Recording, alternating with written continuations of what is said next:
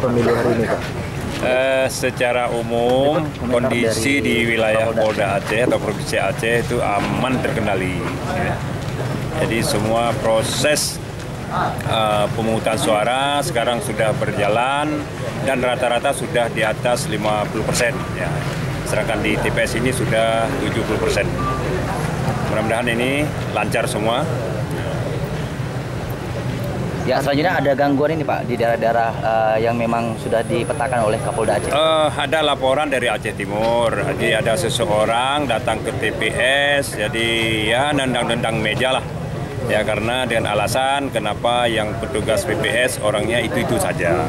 Dan itu juga DPO kita dan sekarang sedang dilakukan pengejaran. Sudah ketahuan berarti? Namanya, identitasnya sudah diketahui. Kemudian di Laweng.